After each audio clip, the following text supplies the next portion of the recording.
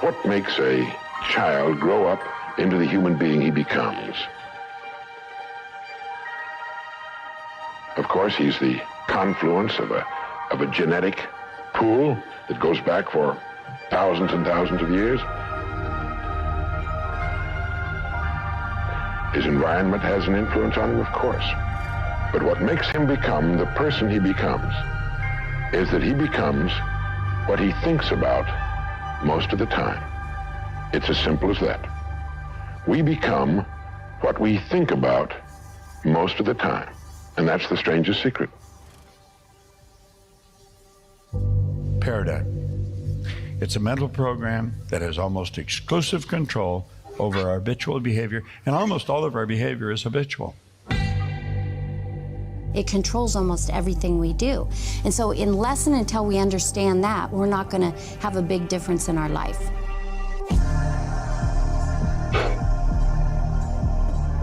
Most people tiptoe through life, hoping to make it safely to death.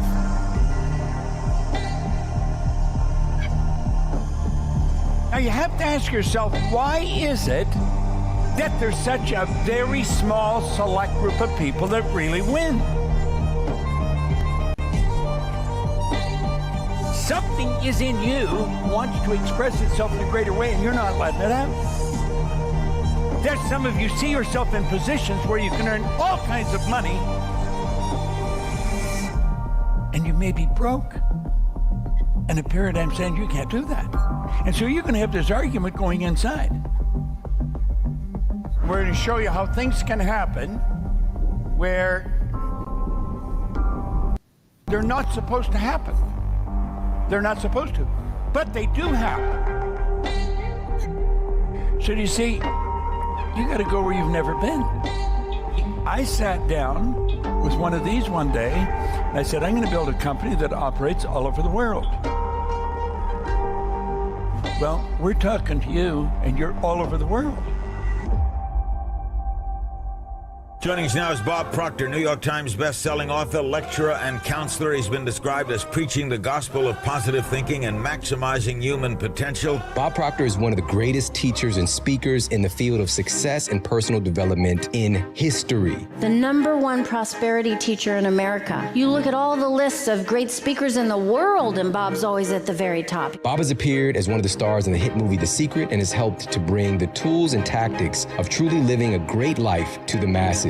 He is the material. He lives it every single day. It's just who he is. His total focus is you, what your goals and aspirations are, what your dreams are. I don't know anyone better than Bob Proctor to get you to see what's right within you. He truly has a genuine want for people to improve their lives. Truly, there are few who have done it better and made a greater impact than Bob has. The minute he started talking, it was like someone took my head off, shook it around, and put it back on, and everything I thought was true was just like upside down. I started to really see a much bigger picture for my life. Sandy's impacting more lives than she could have ever imagined by following her heart. I want to know that I'm always going to be going for something really big that's going to introduce me to a part of myself I didn't even know was there. You have it all down pat, or are you still learning? Oh my gosh, I am learning so much. It's like my whole world has expanded, and the beautiful thing is I know it's just getting going.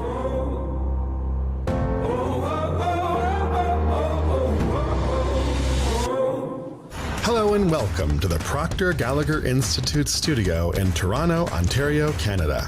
This is a very special place. It was born out of the imaginations of Bob Proctor and Sandy Gallagher in 2015. You see, very few companies in our industry have done anything like what we've done here. We're not just coming to you on a Zoom call this weekend. We are broadcasting worldwide from our virtual television station that's built right inside Bob Proctor's backyard. This is Scott Edwards, a young man of 26 who saw the movie The Secret when he was just 13 years old and living in Manchester, England. He set a goal to work with Bob Proctor, and 13 years later, Scott is the PGI studio director. Show us around, Scott. Okay, so this is the control room of the studio. This is where everything's controlled from. Now, the best thing about the control room is that everything here can actually be done remotely. So everything that's controlled here can actually be done from anywhere in the world. And these are the three screens here that we can monitor everything from. We can bring other people in from other parts of the world. We can put them on the screen. We can have them talk to Bob in the studio. But over here, this is the main computer. This is the supercomputer that makes the whole studio run. We've got a hard drive here that's got 192 terabytes. That's 96,000 hours of video that we can store on this. All of Bob's footage from the 70s right to the present day is all stored in this hard drive. So this is something you might recognize. This is the set from every single video and broadcast that we've ever done from the studio. This is Bob's bookcase, Bob's desk. Bob actually uses this as an office as well, so this is his office. He has his laptop here, his music controls. There's a little button on the desk that we can turn the music on, and we can turn it off again. And one of the main things that we can do, if we wanted to, we could change the background of the studio with this green screen that comes out. So we have one of the biggest green screens that you can actually buy. So as well as the desk area, over here we have a podium and a flip chart as well, so Bob can draw whatever he wants. We actually have a camera that comes out the ceiling, which you can see now. Bob Proctor and Sandy Gallagher had the foresight to build the studio at a time when no one knew what was coming. And today, in a time when nothing feels normal and gathering in person is simply out of the question, our Proctor Gallagher Dream Team is poised and ready to bring you a broadcast quality virtual seminar in the comfort and safety of your own home, no matter where you are in the world. You see, we didn't just build this studio for us, we built it for you. Good morning, good afternoon, or good evening from wherever you're joining us from in the world. My name is Tommy Collier. I am the Creative Media Director here at Proctor Gallagher, and it is my absolute pleasure to welcome you to the Paradigm Shift Virtual Seminar. I will be your host and MC this weekend.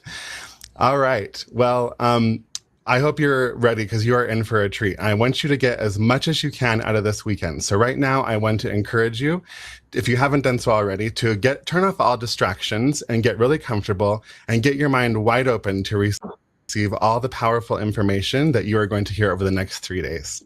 And to get things officially kicked off this morning, I want to hand it over to a very special lady. She is the PGI Director of Events, and next week will be her 34th year working as Bob Proctor's right hand. She's brilliant, she's beautiful, and she's one of my all-time favorite humans. Please welcome Miss Gina Hayden.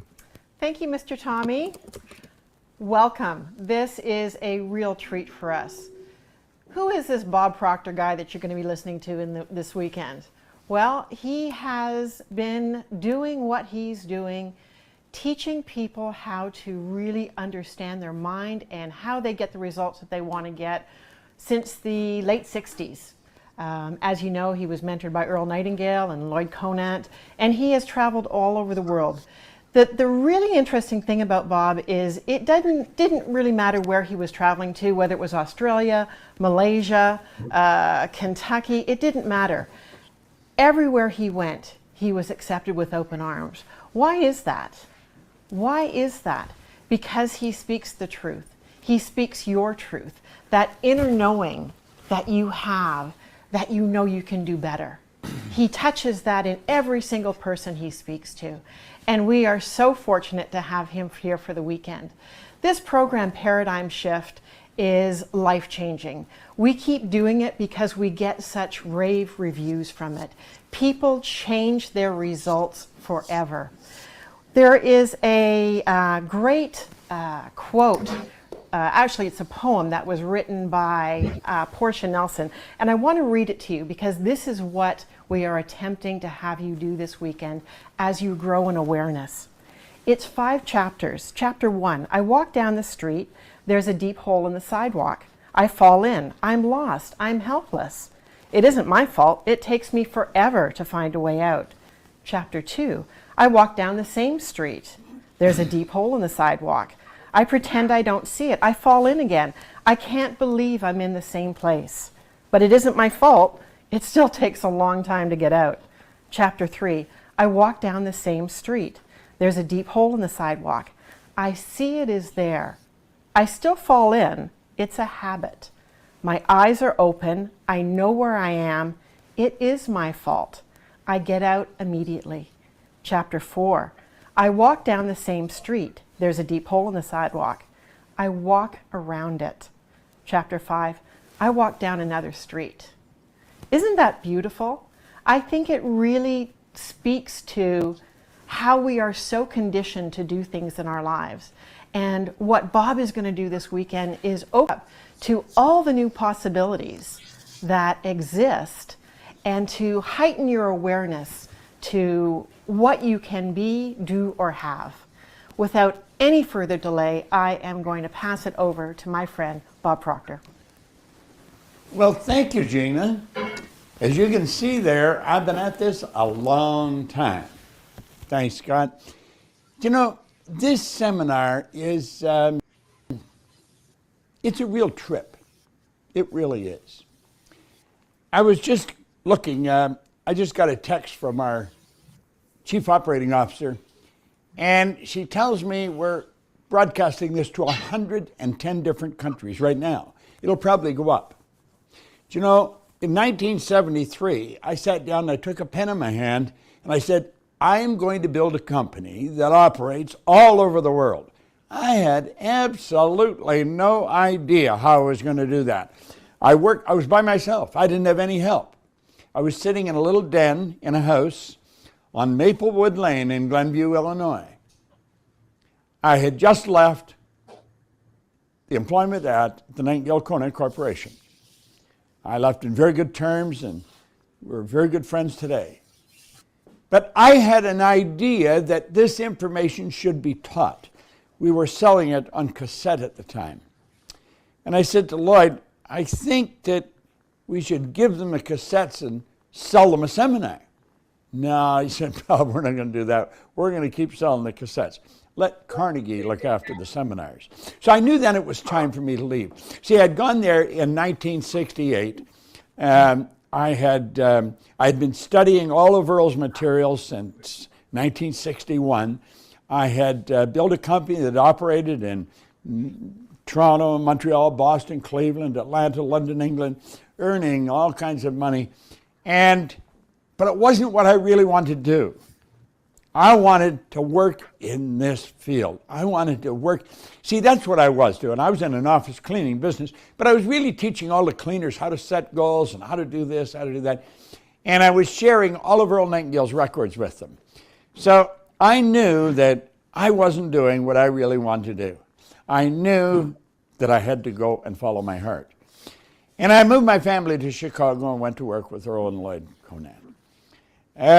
This business is quite incredible. Now let's take a look at what the point of the day is. The paradigm shift. This is a resourceful environment where people from around the world can collaborate, mastermind, and explore opportunities while developing financial independence through setting up multiple sources of income. Now, I want you to think of this for a moment. I picked up this book in 1961. It's Think and Grow Rich by Napoleon Hill. And one of the principles of success, he had spent his whole life studying this. He said there was 30 major causes of failure, 13 principles of success. And one was organized information intelligently directed. Now think of that. That's what this is. It's organized information that's intelligently directed. Now, we want you to direct this information toward whatever you want in your life. See, in 1973, I wanted to build a company that operated all over the world. We operate all over the world. As Mikey said just a few minutes ago, in 110 countries today. We have consultants that work with us. They're in their own business, but they work with us. And they're in 89 countries. So we have representatives in 89 countries, and we're spreading that. We're making it bigger. We want it better. You see, Spirit's always for expansion and fuller expression. Some people say, well, what's our purpose in life? Our purpose is to do God's work. And you say, well, what's God's work? God's work is creation, and that's why we've been created creative individuals. So we have the ability to create whatever we want. We can build a picture in our mind. Now, what I want you to do, I want you to look at this for a moment. Let this sand timer represent your life. Let the sand in the top of the glass here represent the future. The sand in the bottom of the glass represent the past. Now, I don't care how old you are. I don't care what you're doing. I do know this. You don't know how much sand is in the top of the glass, and neither do I. We know about the bottom. We know how much sand is down there. We know what the past is all like, but it's gone. Let the dead bury the dead. You see, the only thing we can do anything about is what's right here, right in the center, and it's continually moving. So we've got to be continually moving. We've got to be continually moving to a higher level. We want to expand our mind. We want to do bigger and better things. And we can't be afraid to bet on ourselves. You are the surest bet in the world. Now think about that for a moment. If you won't bet on yourself, who would you bet on? Now, I learned that when I first picked up this book. When I first picked up this book, Ray Stanford said to me, Bob, you are one of the most miserable people I've ever met. He said, you're always got a cold or a headache or something. And he said, you're always broke. You never have any money. Now, Ray was a great big guy.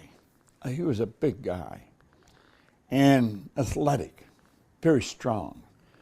He always had a big roll of money in his pocket. That's what I noticed most. Very healthy guy. He said, why don't you change your results? I'm going to be honest with you, it never entered my mind that I could change my results. I wasn't even thinking that way. I would wake up in the morning and attempt to get through the day as best I could. But the idea of changing results, I never thought of it. He said, well, think about it. He said, you know that if you study this book every day, he said the author spent his whole life putting it together, studied 500 of the world's most successful people. Now, he said if he spent his whole life putting it together, I think it would be a very prudent move on your part if you spend the rest of your life attempting to understand and apply what he put in the book. Do exactly what I tell you, and I can show you how you can have anything you want. And you know, I didn't really believe that I could have anything I wanted. But I believed he believed it. If you do exactly what we tell you, you can have anything you want. Now that may sound like a gross exaggeration, but it's not. You see, you are truly God's highest form of creation. There's nothing on the planet that will equal you. So would any of us that are in this program today, what we'd say, trust us. We're telling you what we've learned, what we've done. This isn't just something we've read. We do it every day.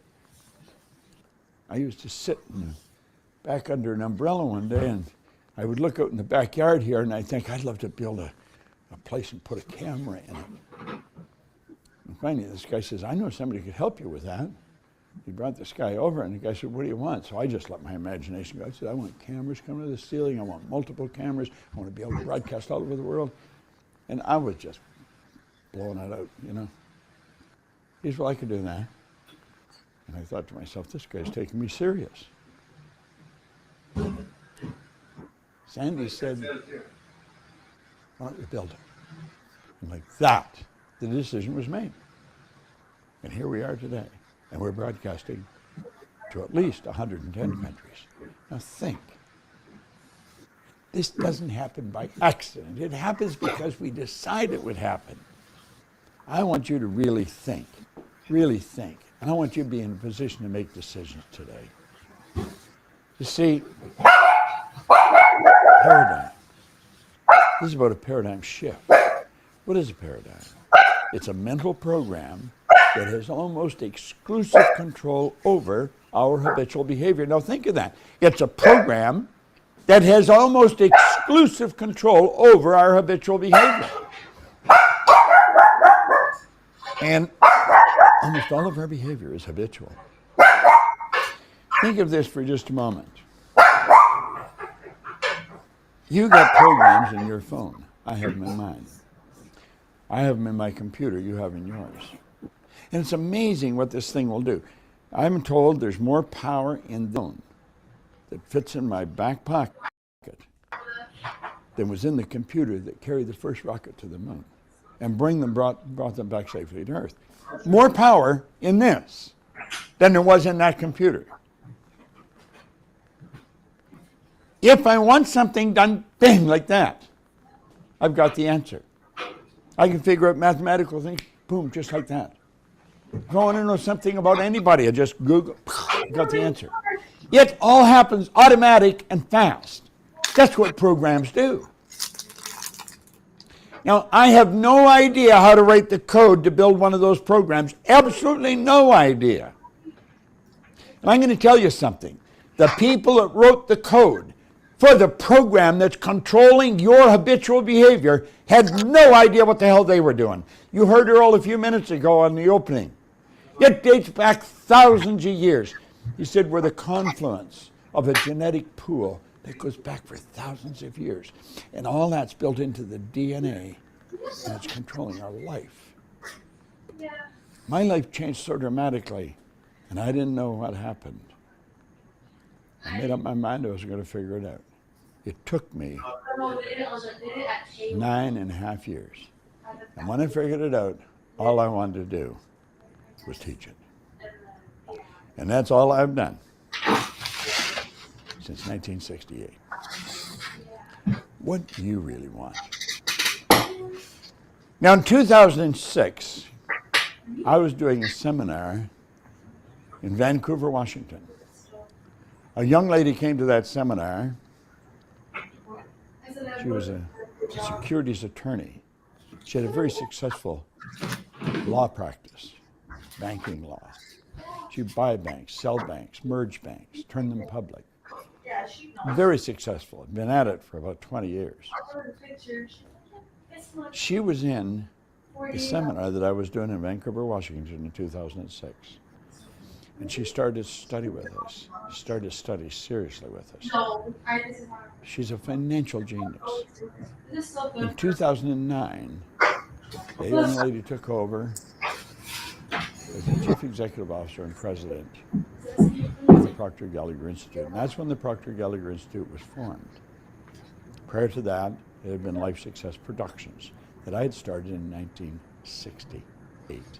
It was actually started earlier. Do they say once you do it for a few days, you're Why don't you give a real warm welcome to a lady who made a huge difference in this company, my business partner, and your friend, Sandy Gallagher. Sandy? You know, what I'm going to do is get you to think about a few things, and I'm going to give you a little bit of an overview of what we're going to get into. But I like to start with what Steve Jobs said. So look at that. He said, for the past 33 years, I've looked in the mirror every morning and asked myself, if today were the last day of my life, what would I want to do? Would I like to do what I'm about to do? And if the answer is no for too many days, I know I need to make a change. So I want you to just imagine you're looking in the mirror and it's Monday morning. You're back home, Monday morning, and you look in the mirror and you ask yourself, do I want to do what I'm about to do today? And if the answer is no, ask yourself, how long has the answer been no? He says days. I've gone out in the room and asked people, how long has the answer been no for you? And I've heard things like 10 years, 20 years, even 40 years. And I think about that. And I think about those points in life where you get to the point where you have to make a pivotal decision. Am I going to do what I really want, or am I going to keep doing what I'm doing? And I think about the moment when I hit send. Now, what I'm talking about there is I had been, well, first, when I went to that seminar in 2006, you know, I swear, my head was chopped off, shaken all around. When I came into that seminar room, I thought everything was going pretty good in my life. And I wasn't really thinking about what I wanted to get out of the seminar other than learn some leadership skills. And then Bob just took me on this whole different path. And he kept asking, what do you want? What do you really want? You know, and something about the way he was asking it, the energy he was putting out, and how he kept telling us, you can have anything you want. You can be anything you want. And I started to build a belief that that was the case. So maybe the third time he said, what do you really want? And I opened my book, seminar book, and I wrote in teeny tiny print, I want to be Bob Proctor's closest advisor. I want to be in the inner circle of this company. And I want to create a program with him to bring into the boardrooms and executive offices that I'd been in for almost 2 decades before I ended up in that seminar. I was doing bank mergers and acquisitions, forming banks and other financial institutions, doing IPOs, and I loved the work I was doing, but in this seminar, I just got this idea that there was a bigger purpose for me, that I could make a bigger impact, a much, much, much bigger impact. So I wrote this down, and what did I do? I slammed the book shut. I had written it in teeny tiny print so no one could see it. I wouldn't share with anybody at my table, and the mental chatter that was going on in my head was just insane. Who do you think you are? Bob Proctor doesn't even know who you are. He's got a great team. Why would he need you? You don't know anything about personal or corporate development. How are you going to do this? What about your 401k? You know, and you're an equity partner in your law firm. They can't kick you out. You get profits for the rest of your life. Why would you leave that? And then I could hear my dad, Sandra, be prudent, you know, because he was a client at the time. I practiced on Wall Street, and then I practiced with my dad for about 4 years before he became a client. And oh my gosh, when I was thinking, what would your dad think? Oh my gosh. And I could just hear his voice. Sandra, why would you give all that up? You know? I remember one time I asked Bob a little ways down the road after the seminar, and I said, gosh, I wonder what my dad will think that I'm thinking about leaving the law. And he looked at me, he goes, how old are you? And I'm looking at him baffled, like, why is he asking me how old I am? I didn't even get it. And he asked me again, how old are you? I'm like, oh, wow, yeah. Why am I wondering what my dad's going to think about this? But by the end of the weekend, I fell in love with this so much. And fast forward, created the program, started volunteering with the company, and then in December of 2008, Bob asked me to come in and run the companies as CEO. And there were 19 companies. It was a big challenge that I was taking on. I said, yeah, I mean, this is a great opportunity. And he said he would do everything I said. So I said, okay, I'm going to do this. But I kept heading up my practice group in the law. I kept practicing law. I kept working on the program that we finally released in April 2009. And one day in May of that year, 4.5 months after I took over as CEO, Bob comes up to me and goes, what are you doing? And I'm like, what? I can do it all. I can practice law, you know, I can work on this program. I've got this. And he looks at me with that Bob Proctor look, just, you know, glaring in my eyes, and he's like, what are you doing? He goes, are you in or are you out? And he said it in that voice like, I knew I had to make a choice. And I had already written the letter that I was going to send to all my clients, my colleagues, even my dad. And I had this letter, and I had it queued up, and it was going to over 2,000 people. And I would look myself in the mirror, and I would say, do you want to do what you're about to do? Drive down to the high-rise in Seattle, go up there and work on these deals that I used to love working on, but now I saw a bigger purpose? And the answer was no, and it had been no for quite a while. But I couldn't hit send. I froze. And so I called Bob and I said, I wrote this letter, I have it queued up, but I can't hit send. And in a booming voice, he said, jump, hit send, jump, you'll develop wings along the way. Now, he didn't say it like that. I swear they could hear in the hotel next door how he said this. And the second time he said jump, it was this booming, booming voice, and it just shocked me, and boom, I hit send. And then I went to the outbox to see maybe, please, it got hung up in the outbox, and it didn't really go out. And I saw it in the outbox. Any noise? Shh. Tommy, where's that? Shh. There we go. And I heard that, but I'm still checking the outbox, praying it didn't go out. Because what does Steve Jobs say? If the answer's no for too many days in a row, you got to make a change. He said, I know I need to make a change. And I hit send, and I look in my outbox, it's there. And the next day, about 24 hours later, I think it was 893 replies. And I had just beautiful replies. Like, I wish I had that kind of passion. I wish I was doing something like that. I wish I had the courage to do something like that. And then I had 3 responses that I'll never, ever, ever forget. And I think of it every time I bring this slide up. There are 3 lawyers who are excellent lawyers, been doing this for over 40 years, and they all said essentially the same thing. I would love to do something like that, but I'm going to sit here at this desk till the day I die. And I think back on that, and they meant it. They were not willing to make a change. And I think back, and I think, thank God that I sent that email. Thank God I was willing to make the change, even if I did have to pick up the phone and have Bob yell at me in order to do it. But I did it. You got to be willing to make a change. You have to make room for the good you desire.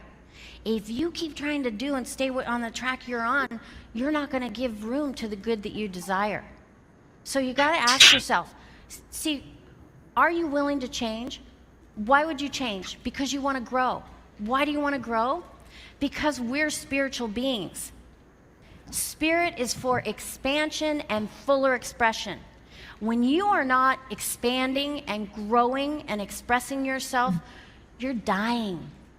You're dying inside, and your spirit is just screaming out at you. And you can hear it in many different ways. You see it expressed in your physical body. You see it in your energy level. You see it in the people you're attracting around you. Are you moving forward or are you moving backwards? If you want to grow, and we all want to grow, you have to change. You have to embrace change. And it's not easy. And a lot of people just don't do it. That's why so few are really living the life they want. I remember being interviewed by Larry King, and I asked him that question because he had interviewed, the most well-known people, high-profile people over his career. And I asked him, of all the people that you have interviewed, how many do you think are really living the life they want to live? And he answered, very few. Very few people are really living the life they live. And so you got to answer this question, are you willing to change? And you might say yes now, but you got to be willing to change, and you got to lock that in as part of your paradigm, because that's what's required. Now, I want to just give you an overview of a couple ideas, and one idea is that you can create your own economy. I remember when I first heard that, I'm like, what are you talking about? You can create your own economy. How many of you can relate, and if your spouse is here, don't raise your hand, but how many of you can relate to living in the same household, and one of you is having the best economy of your life and the other's in a Great Depression? Yeah, a lot of people can relate to that because you create your own economy. It doesn't matter what's going on outside of you. In the Great Depression, there were more millionaires made per capita than ever in the Great Depression. Why is that? Because there were people that were looking for opportunity. And there were so many opportunities to help people during that time. You create your own economy. How do you create your own economy? One thing you do is you set the goal that is going to make you stretch and introduce you to a part of you you didn't even know was there. Now really think about that. You have a concept of who you are. And if you have the right goal, you're going to do things you didn't even know you could do. If you set the goal so high, you're going to encounter obstacles, you're going to encounter criticism, you're going to encounter people saying, why are you wasting your time? Why is this? Because all the people in your life are in harmony with your paradigm. That's what you've attracted up to this point. And then you've got your paradigm inside of you that wants you to stay exactly where you are. And so when we set goals, we typically set A-type goals. What are A-type goals? That's when you do what you already know how to do. Like 4 years ago, you bought a new Chevrolet truck. How many of you have trucks? I am so excited about trucks right now. I got this Chevrolet, it's a high country 2500 heavy duty, I think it's called. And I mean, I look like a little pea in it, but I absolutely love it. It is so cool. Anyway, my point is, if you bought a Chevrolet truck 4 years ago and now you want to buy a new Chevrolet truck, is that a goal? If it is a goal, what kind of goal is it?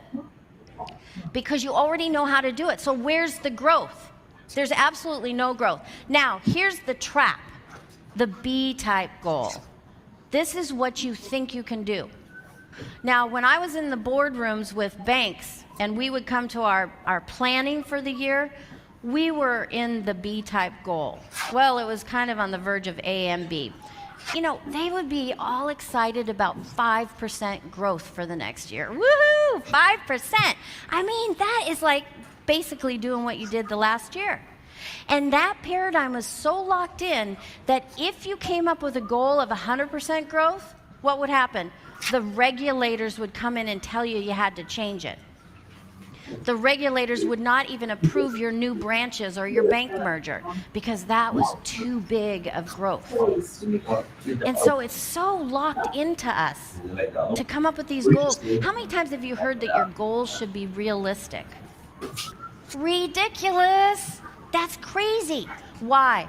Okay, if you're doing a B goal, you could say this is a realistic goal. Why? Because what you're doing is you're planning and you're saying, okay, let's just say your goal is to go on a month's trip around the world and you need X dollars to do it. And so you start planning and you think of people that can cover for you when you're gone, and you start pulling money from this account and that account, and if this happens and if that works out perfectly and we put this together and that together, we can do that. We can take this month off. And then the minute you go to start working on this, you start to encounter opposition. Your people in your life, because they're in harmony with your paradigm, are saying, you know, this really isn't a good time for you to be leaving. I mean, your company's in a real growth mode. How could you leave? This could happen, that could happen. And so they start to criticize you for your decision. They're not supporting you. And you're running into obstacles, and you don't have any inspiration because you're not really excited about it, because this isn't what you really want to do. What you really want to do is leave this company that you've been with for a long time, and you want to start a new venture. And it's in a completely different field that you have no experience in, but you just love it. I mean, something just sets you on fire and you love it, but you're like, no, I can't do that because I have no idea how I'm going to do it. So you stick with this B-type goal. And then what happens? You drop it. You drop it. But here, I want you to look at the space on this slide. You got the little space for the A-type goal, you got the little space for the B-type goal, and all that space up there, everything your heart desires, it's just waiting for you to grab it. But we don't even think about grabbing it. We often don't give any conscious consideration to grabbing it.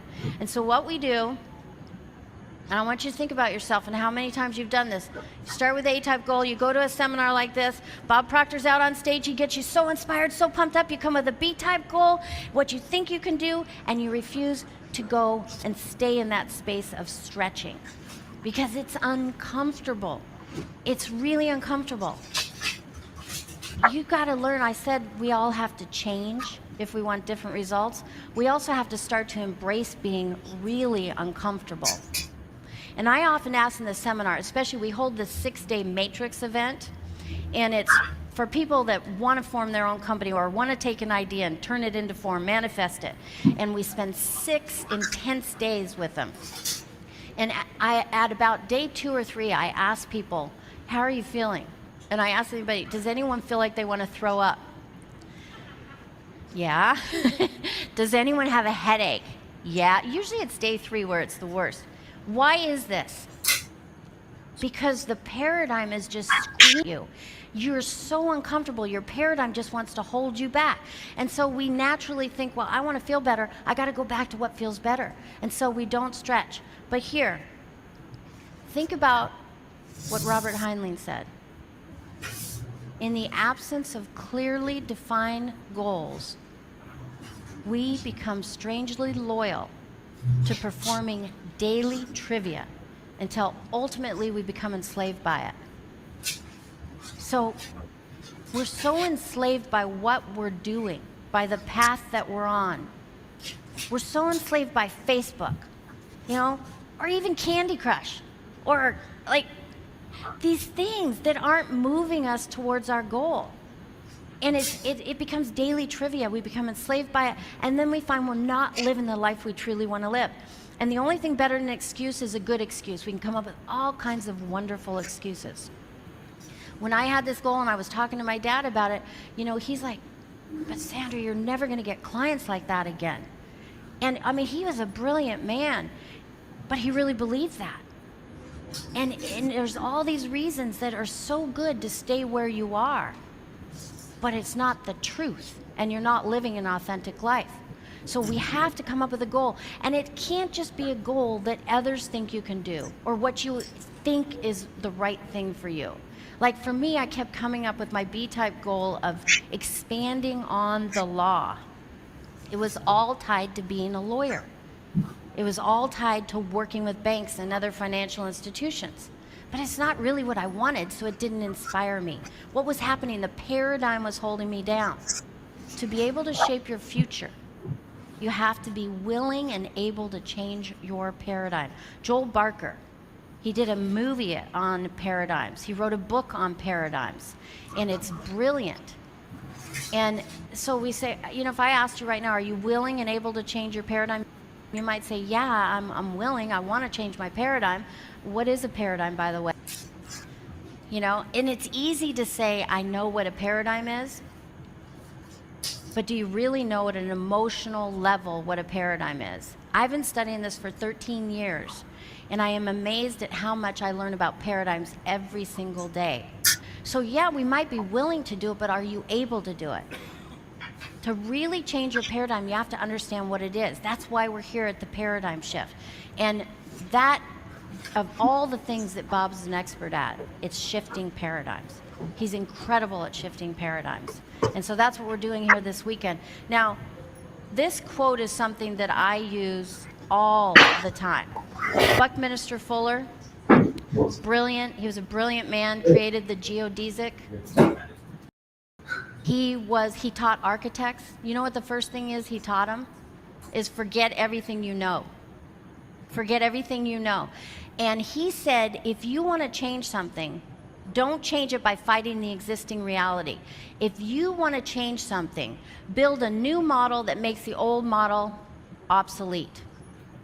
Now, I want you to really think about that. And you might even write this down, commit it to memory. I did right from the beginning. I use it all the time. So how many times do you find yourself, you're in a relationship and it's just one problem after another?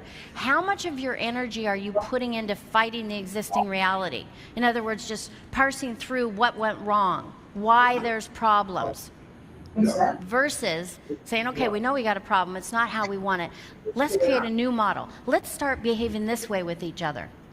It works in relationships. It works with companies. It works with everything. I use this with the companies. When I came in to run the companies, 19 of them, and they were not a cohesive whole, and at all. And it would have been so easy to put my energy into solving all the problems that I saw in front of me. And people wanted me to do that. You got to solve this. You got to do this. This is most critical. And instead, I created a new model of what this company would look like. And that model existed only in my mind for the longest time, but it was vivid, it was real. And it was a new model that would make the old model obsolete. Literally, you create this new model, you don't put your energy into what you don't want, and what you don't want starts to fall away.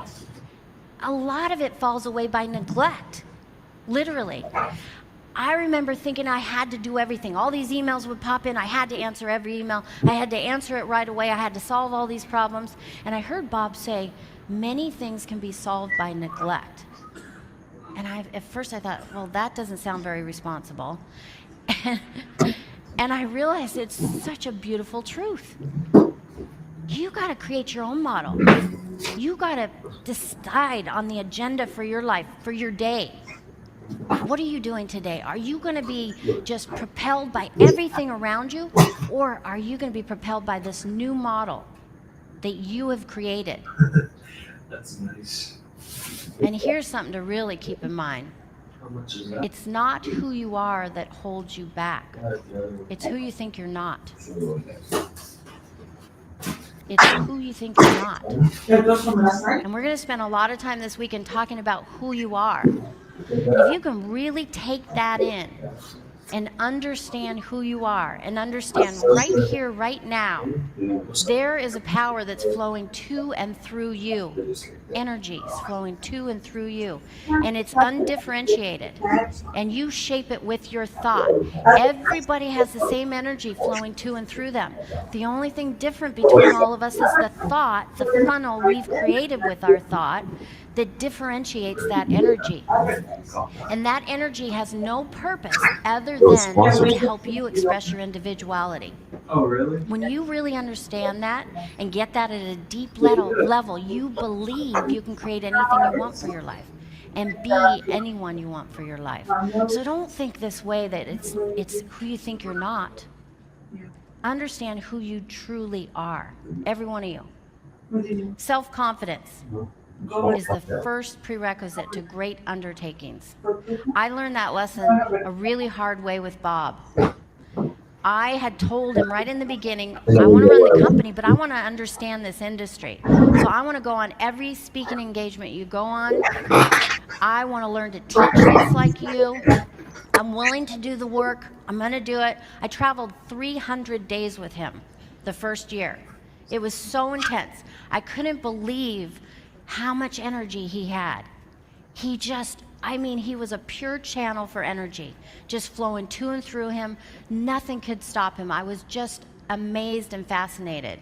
And we were on a trip to Romania, and they were going to have Bob speak for a day. And there were at least 1,000 people in the room. There were translation booths in the back, 7 of them. They were translating simultaneously into seven different languages. And Bob's out there teaching all morning, and this is later in the year, and I don't remember exactly what month, maybe September, and I had attended a lot of events with him, and on the side I was studying, I was preparing, but I had never gone out and taught. And Bob gets off the stage, and it's lunchtime, and he turns to me and he said, "Okay, you're on for an hour after lunch." And I thought he was joking. And he was not. And so then we go to lunch. He's telling everyone what a great presentation I'm going to give. And I'm like, how does he know? He's never heard it because I've never given it. And, I'm starting to feel really sick. And I'm thinking, what is going on here? I all of a sudden had no confidence. And I wasn't used to that. Again, this is where you got to stretch, you got to get uncomfortable. I was like, I want to go back to my bank mergers. I can do my bank mergers. I felt confident with bank mergers. Now, here's the funny thing about self-confidence. How many of you in the room would feel comfortable if I said, okay, go into the boardroom and negotiate this bank merger? Probably not many, maybe a few, probably not many. But some of you would say, yeah, I want to go out on stage. I was saying, get me out of here. And lunch went really fast, and I'm like, not feeling good, and Bob's miking me up, and he's picking up that I'm not feeling too good, and he's like, wow, do you want to go out there? Yeah, I'm going to do it. And I go out there, and I'm on stage, and there's speakers, and other people are lined all along the side, people in the company that had brought him in. and Bob's right in the middle there. And I'm out on stage, and so he says you have an hour, right? So I start talking, and I really get into it, and I'm so excited because I'm on a roll, and it's so good. And then I'm like, okay, that's pretty good. And I look down at the clock, and I'm thinking, surely I'm going over my time. And I look at it, 15 minutes. And I'm like, oh, what am I going to do? I had nothing left. I mean, I gave him everything I knew. And I turned, and I looked at Bob. Do you know what he did? He turned and looked away. And I'm like, serious? I wanted any kind of, I don't care if it was just, whatever. And he turned away. And for a flash of a second, I was so pissed off. And but then I thought, okay, I'll walk down in the audience. I'd seen Bob walk down in the audience and work with people. So I walked down in the audience. I started working with people. And of course, then whatever they said sparked something in my mind, and it just flew by. It just totally flew by. But what's the lesson there? Well, first it was funny because one thing crossed my mind when I was going out on stage was I could hear people in my imagination saying, "Where's my Bob?" Because they only got him one day. And so this one guy that I'd gone up and talked to, he came up to me afterwards and he goes, "When you walked out there, I was so pissed off." I'm like, "Where's my Bob?" He goes, "But I was so glad you were out there." And it turned out well. But what's the lesson? Sometimes to get this confidence, because what is confidence? It's experience and knowledge. You might have all the knowledge in the world, but if you don't have the experience, you may be challenged with self-confidence until you start to develop a confidence that you can do anything you set your mind to, because you understand who you are. And so I gained that self-confidence by Bob turning away, leaving me to figure out on my own how to do it. Self-confidence, first prerequisite to great undertakings. Now, I don't know anyone better than Bob Proctor to teach you how to shift your paradigm, how to develop unshakable confidence that you can do whatever it is you want to do, that can get you to understand truly at your essence who you are, and how to take that and turn it into a working reality for your life, to really make things happen. He's been doing this for 58 years, going on 59 years. The guy is 85 years old. No, he's 86. How old is he, Brian? Sorry, Bob. Yeah, I just had a birthday, and Bob said to me, no, you don't clap your hands, you. Bob said to me, "You're now closer to 60 than you are to 50. I said, "Oh, thanks, Bob." Now, and then he goes, "Well, I'm closer to 90 than I am to 80. I'm like, "Oh, I feel a lot better." You guys are supposed to say, "You're that old?" You don't. He's been doing this for 58 years. And it's not just that he's been doing it and just resting on his laurels. I have never seen anyone work every single day on perfecting their craft. And he talked about the journal, the paradigm shift journal. Well, you guys will get it, I believe, tomorrow. You have to write with your opposite hand a paragraph every day for a year. He's doing that. We're doing it together. We're on day 148. Here's a man who has worked his whole life at changing his paradigms and changing other people's paradigms, and he's doing that exercise every day. He works on his PowerPoints nonstop. He's always trying to perfect his craft. Phil, you've been working with him for 20 years. You guys are going to get to know Phil this weekend. He is probably the best student that Bob has ever had. He's got a shoebox of goal cards that he's achieved. And he keeps going for bigger and bigger. You're going to hear about it. It's astounding. And it's awesome. And that's what's possible. And one of the best things that Phil does? When Bob tells him to do something, he does it. And that is very hard to do. I hit send because he shocked the heck out of me, and I had to hit send. And he's like, "Are you in or you're out?" But he also, I was looking for a home to buy. And I'd been looking for years. And, I didn't look at the price tag, because most of us are used to, we'll go shopping for clothes or something, and we look at it, and we look at the price tag before we even ask ourselves if we like it. How many can relate to that? Yeah. Well, and real estate, they have the books and they're broken down by price point. And you go to the section where you think you should be spending, where you think you can afford. Well, I stopped looking at price tags altogether. And I would look at these homes. I looked at a $60 million home down in Laguna Beach once. I didn't even like it. It was like a hotel. But I didn't look at the price point. And so here I was going to visit Cynthia Kersey and Blaine, and they lived on Whidbey Island part of the year. And so I Googled luxury waterfront home, Whidbey Island. And the third listing there jumped out at me, and I clicked on that, and then the third link there jumped out at me. And it was a virtual tour of this home on Mutiny Bay. And I fell in love with it, absolutely fell in love with it. And I go to look at it, and I loved it. And then I talked to Bob, and he said, well, are you going to buy it? And I said, oh, God, no, I found out how much it costs. Never say that to Bob. He's like, what? Do you believe what we teach? And I'm like, yeah, I believe what we teach. He goes, now you need to go back there. You need to live in every room of the house. And I said, I really wanted to have Christmas dinner there with my family. And he's like, okay, imagine Christmas dinner and the occasions you're going to have. And I want you to really get into this. And so Cynthia had gone with me the first time I looked at it. I went back the afternoon, and I did exactly what he said. And the realtors are following me around trying to sell the place. And I'm like, Bob told me to be one with the house. So I said to the realtors, excuse me, I need to be one with the house. They're like, okay, crazy lady, we'll leave you alone. And so I went into every room and literally, like in the bedroom, put my feet up on the ottoman. I want you to imagine yourself doing this. This is a home that for me was way beyond what I wanted to spend. There's pictures of the house up on the screen, on the property. And I went into every room. My feet are up on the ottoman. I'm looking out, I pull out a book, I start reading and enjoying the view, turn on the fireplace. I went in and used the restroom. I sat in the tub even. And then it was hard to get out of because it's really deep. But anyway, and then I went into the kitchen. And I started picturing my family there and conversations we would have at Christmas dinner. And I just really started to feel it like it had happened. This is my home.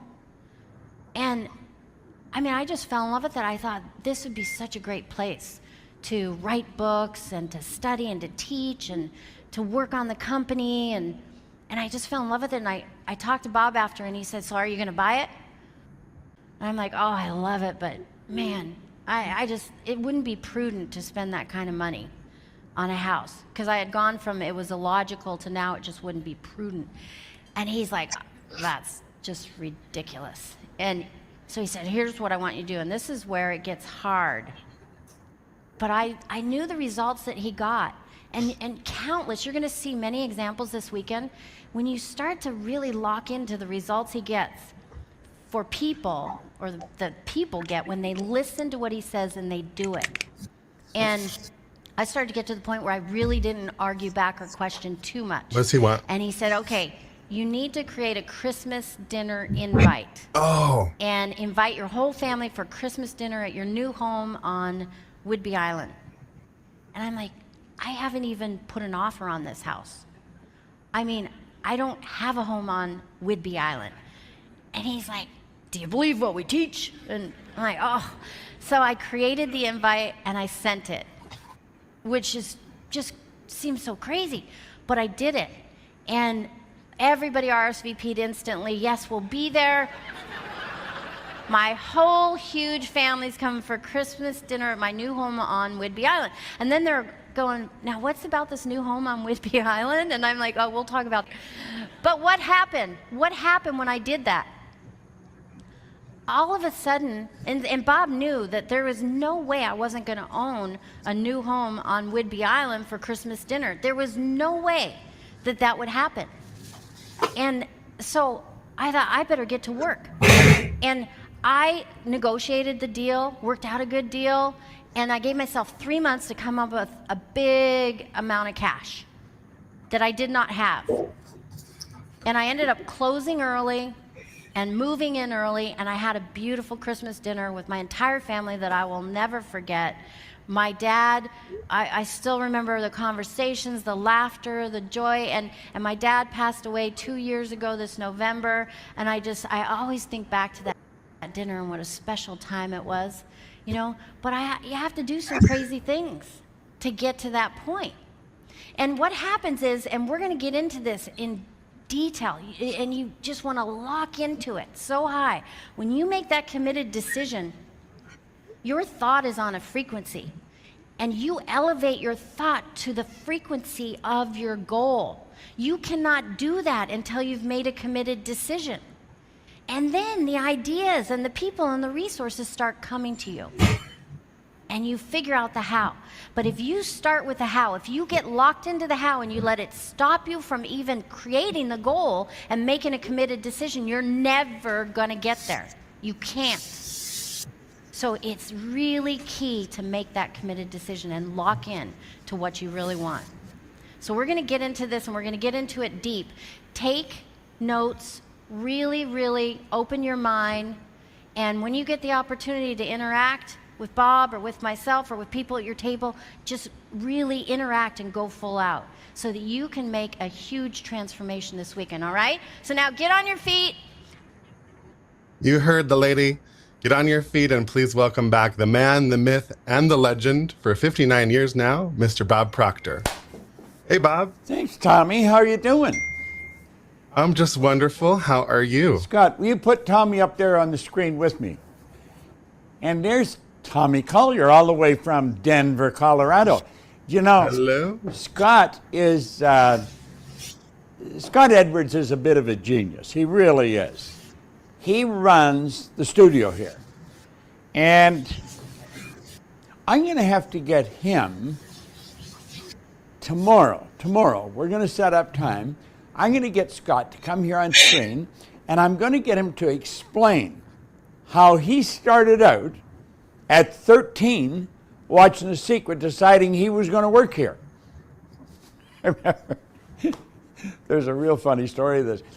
He was over in Manchester, and a couple of people kept telling me, "We got this guy. He's really good. You know, he's been helping us out back in the, you know, in the computer. You know, he's really smart. Could we bring him?" I said, "What do you want to bring somebody over from Manchester, England for? I mean, my God, here in North America, we've got thousands of people know how to do that." So anyway, they kept up, and they said, "We're going to bring him over to a seminar in Los Angeles." I said, "Okay, bring him over then for the seminar." So anyway, he come to seminar. It was the day before he was to reach his goal. His goal was to work with me. And somebody said to him, "Well, then you reached your goal." No, he said, "My goal is just to work with Bob." And they said, "Well, nobody just works with Bob." He said, "I knew they hadn't studied this material enough." I thought that was good. I really thought that was good.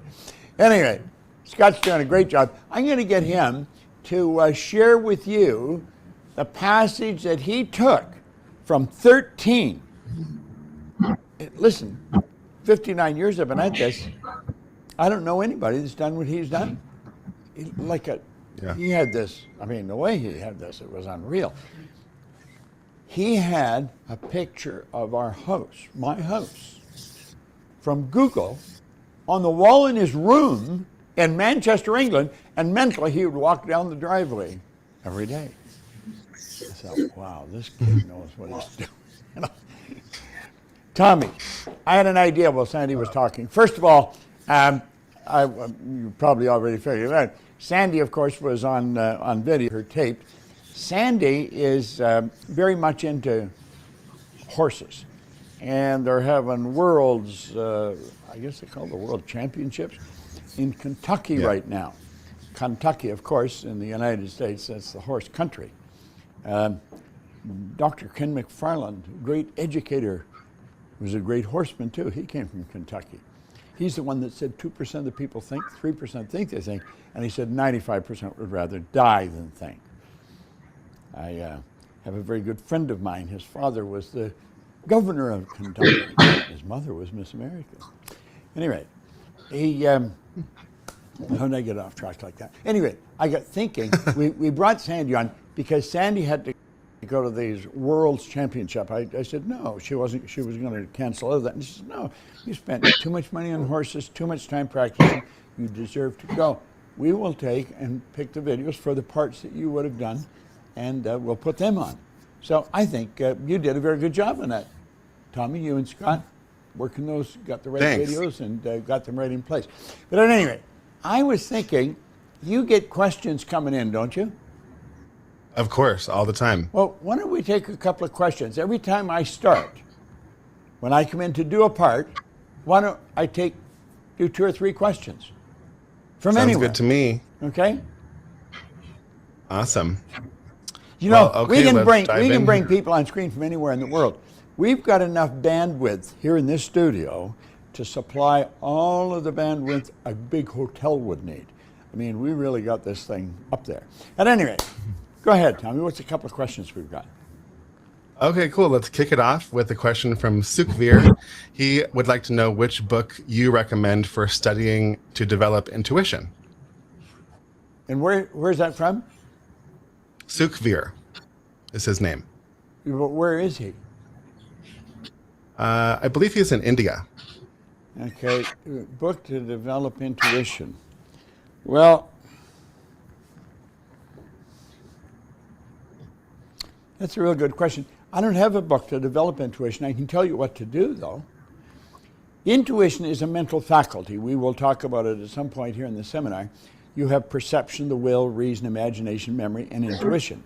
Intuition is a mental faculty that the human has, and it's a tool. I always believe it's the tool that God talks to us through.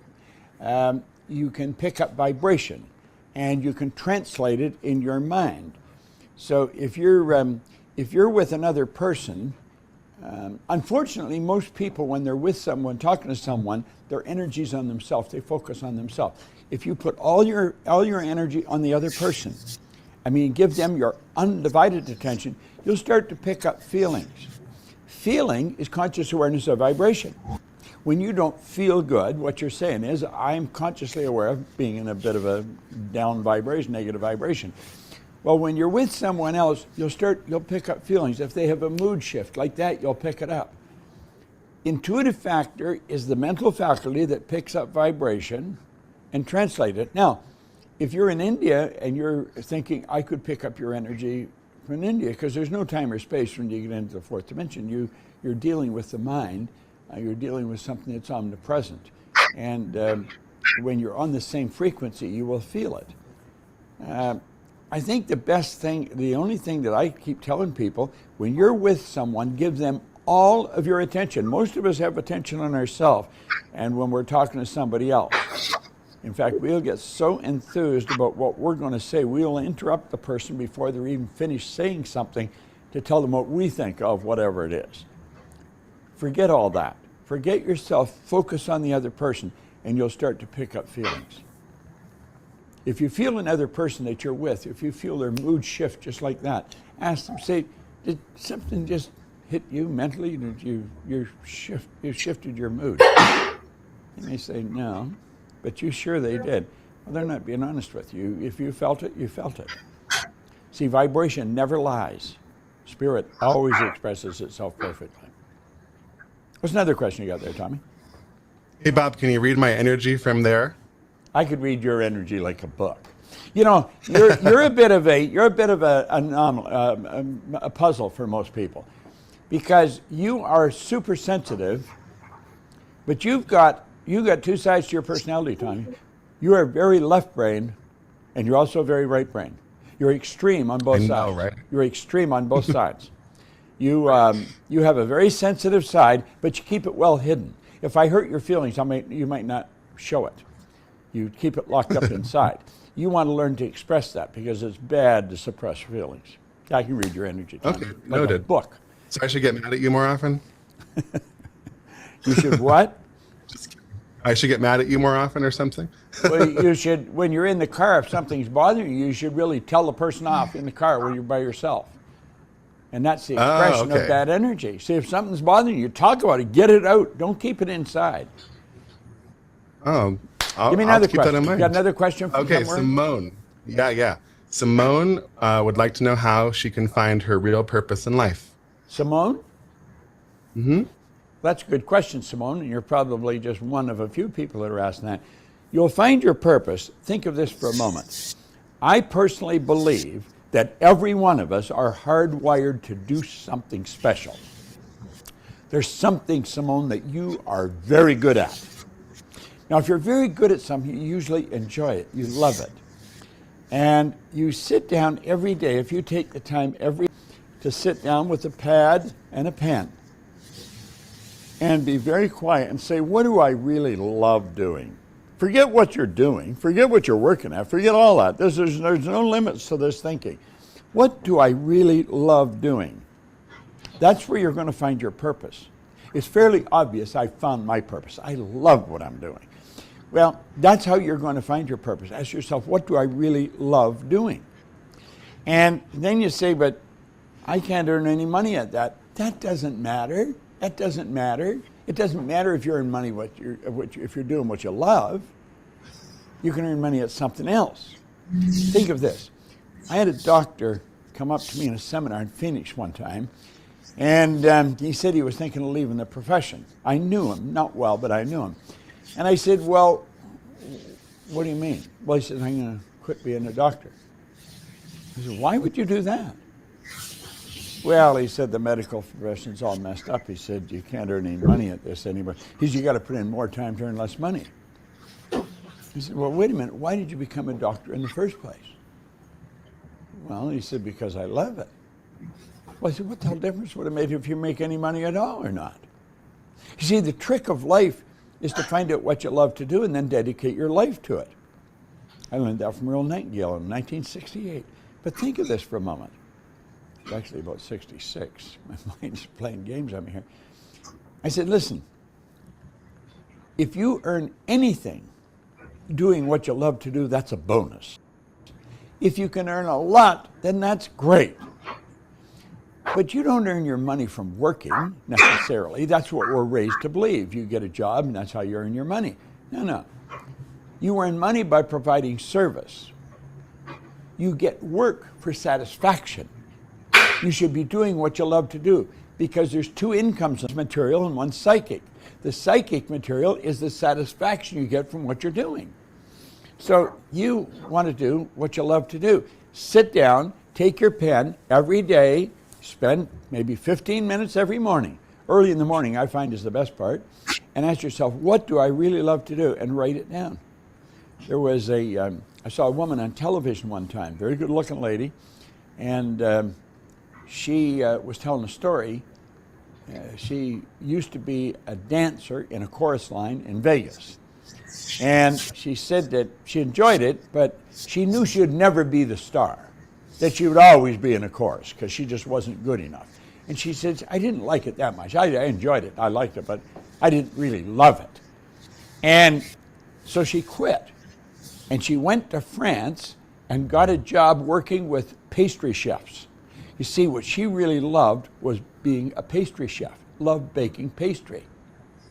When I saw her being interviewed, she was one of the best pastry chefs in the world. She quit the dancing and went and followed her dream. That's what everybody should do. So it doesn't matter whether you're earning money or not, if you're doing what you love to do, and that's how you find your purpose. What do I really love doing? You earn money by providing service. We'll talk more about that as we go along. We'll take one more, Tommy, and then I'll get into this again. Perfect. We have a couple of questions on the same subject. So we're going to ask, how do you find your soulmate? Well, I'm going to put a screen up here in Tommy's place for a moment. Now, Tommy, you blanked out, okay? This is how you'd find your soulmate. You draw a circle, okay? And in here you put my man or my woman, okay? You just don't put a face on this person. And then you put lines going out from here. It's like a starburst. And on these lines, you write all the qualities you want this person to have. There's a video on this. What's the name of the video, Scott? It's called How to Attract a Specific Person. How to we'll drop attract the a link in the specific person. There's a video on YouTube. Now, so you put in the center of the circle, my man or my woman. And you do not put a face on the person, because then you're messing with somebody else's mind. You may say, but it's her I want, or it's him I want. No, it's somebody that has all the qualities and characteristics that person has that you want. So you're right here, you want the person to be free, because if they're not, you're not going to be. You want the person to be happy. You want the person to be have a sense of humor, you know. You want the person to be financially independent. You write all the qualities you want this person to have, and then you start mentally living with that person. You literally live with them. See, if a person's alone, what they're usually thinking of is being alone. They're thinking of what they don't want. You got to start living with this person. You literally live with them. You go for walks with them. You read a book, say, listen to this. If you're reading a good book, and you read to that imaginary person. You go to walk, you make love with that person, you have dinner with that person, you take them out to dinner, you may go to a nice restaurant for dinner. You're sitting there by yourself, but mentally you're with this other person, and mentally you carry on a conversation. You literally live with this person. You will find the person will walk right into your life. We had a lady, Gina knows her, remember Mary? Yeah, I'm not going to mention her last name, but anyway, she came to me one time, and she said, does this work for attracting a person into your life? And I said, it absolutely does. Now, this is way back. I mean, this is in the 80s, I think. So, at any rate, I sat down and I showed her this. Well, one day, sometime later, she was a salesperson for us. A few months later, or I don't know when, she came into a seminar one time. She had this good-looking young guy with her, and when she you know, don't, and she come over, she said, don't you say nothing. I said, Mary, say what? I don't even know what you're talking about. She's married to him and has a couple of kids. Listen, this works like unadulterated magic. You attract anything you want. You see, by mentally living with that person and focusing on those qualities, you're putting yourself in that vibration. And the only thing you can attract then is someone or something that's in that vibration. So it works, and it works like unadulterated magic every time. Okay? Thanks, Tommy. We can bring Tommy back just for a second and say goodbye to him. You can take the screen down. There you go. Tommy, it's a profit and a pleasure working with you. Likewise, Bob. Okay. Now, we'll come on here. There we go. 59 years. That's when I started.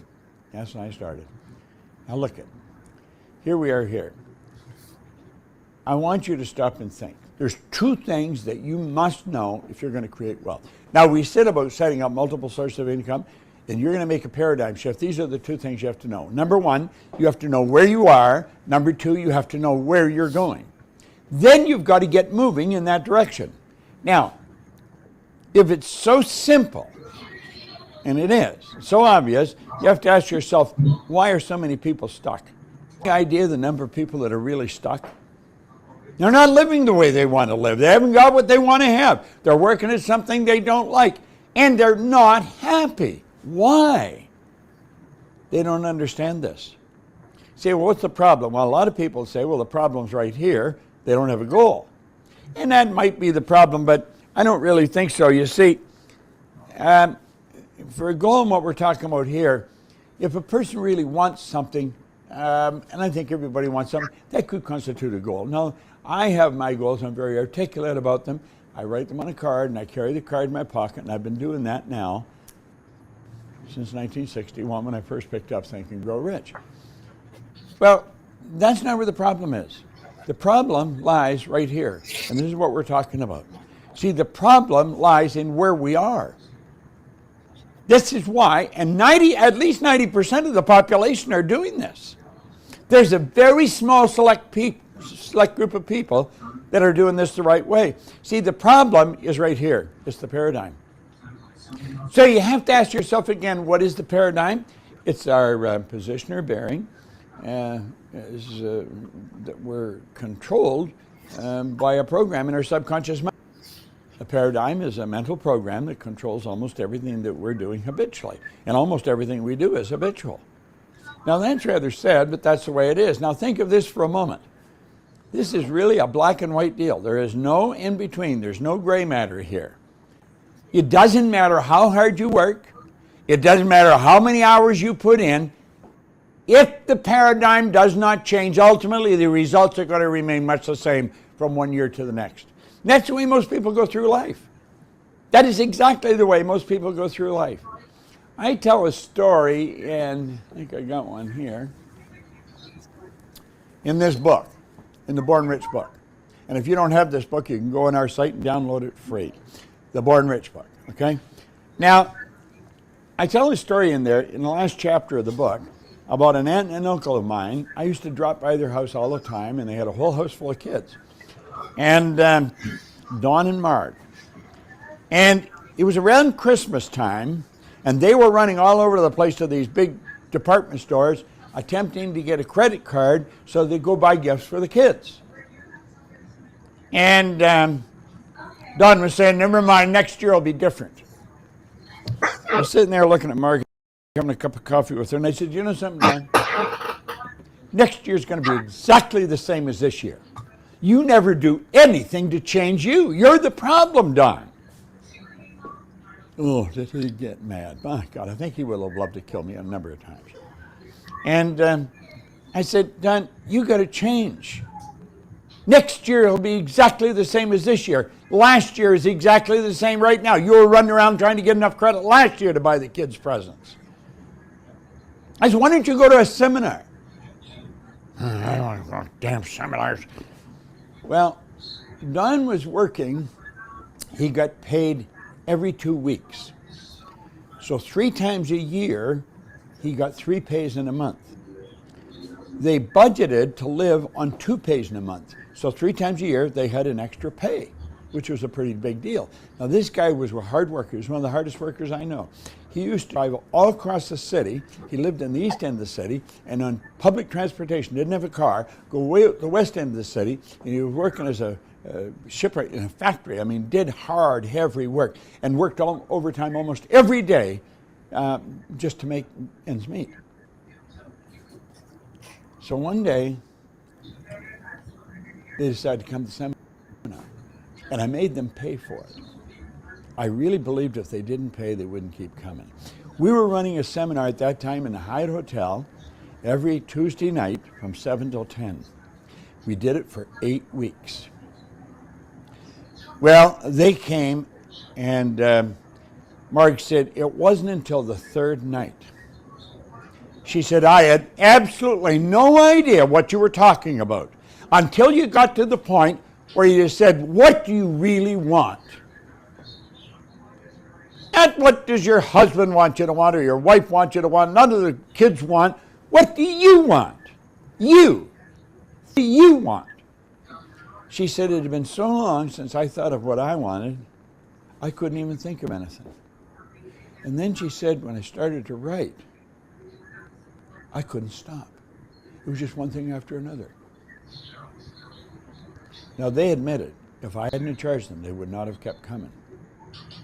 That seminar changed their entire life. They ended up being in business for themselves, earning a lot of money. Before they passed away, they had a beautiful home here. They had another home in Florida that they go to. In fact, I think kids are down there now. Kids are still running the business. Everything, because he sat down and decided to change.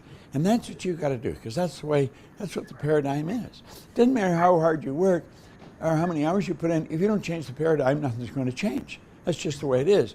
Now, paradigms in cybernetics. Maxwell Maltz wrote a book, Psycho-Cybernetics, and it's a science of control and communication in the animal and some machines. It's like there's a Geiger thing in here that keeps us on track.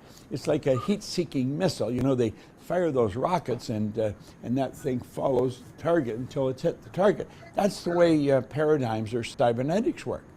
They're essentially the same. They operate in the animal and some machines. So one is much the same as the other.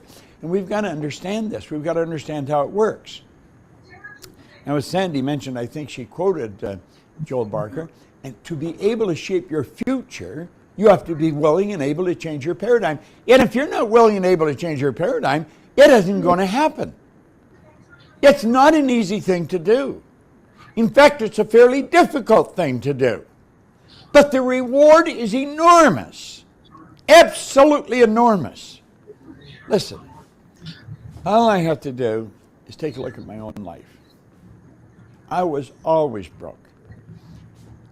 When I first picked up this book, you could buy a gallon of gas for 40 cents. People like me was always trying to get $2 to buy 5 gallons of gas. I never had a couple of dollars for gas. I was always broke. Always. Here I am in our own studio today, broadcasting to well over 100 countries. I have a beautiful home. I have great friends. We do millions of dollars worth of business a year. I love my life. In about 10 days, I'm going to be 86 years old. I started this when I was 26. I have had an absolutely incredible life. So when people tell me, will this work? I say, yeah, it'll work. Like unadulterated magic. Your life should always be under construction. Your results should always be under construction. There should never, ever be anything but construction going on in your life. It's just the way it works. Let me shift something here.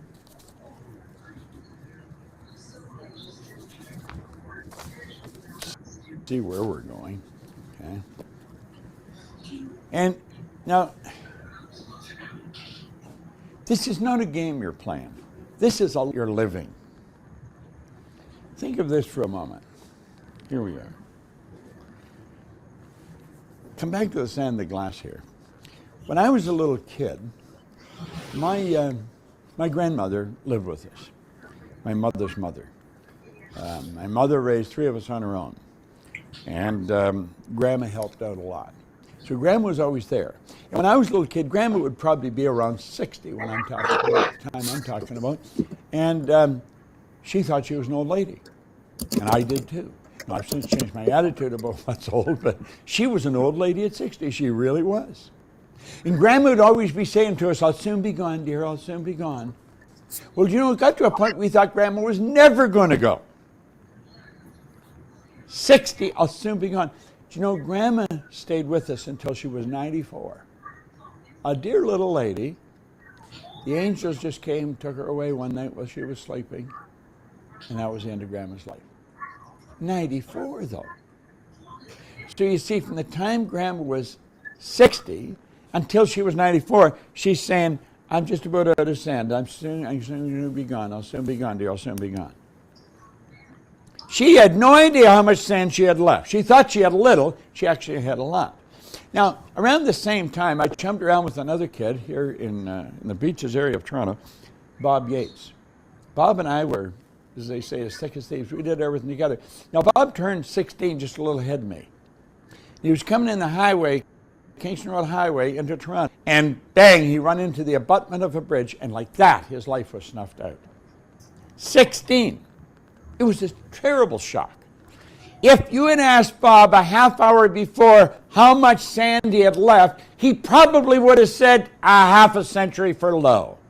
He didn't have a half an hour. Here's Grandma at 60 saying, I'll soon be gone. And she had 34 more years to go.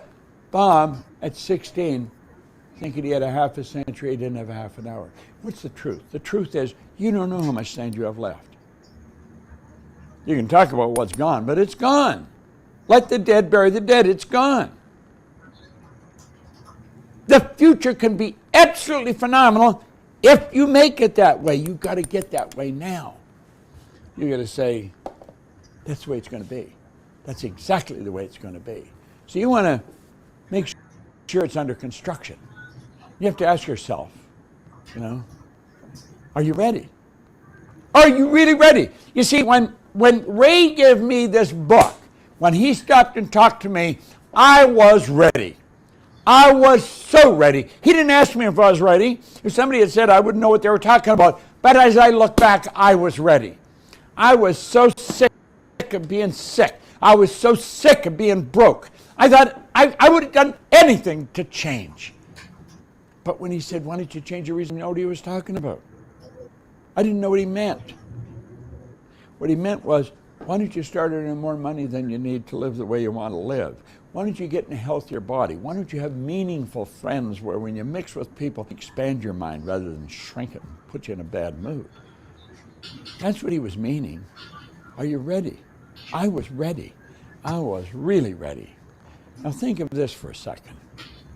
Most people are truly extras in their own movie. They're not doing what they want to do at all.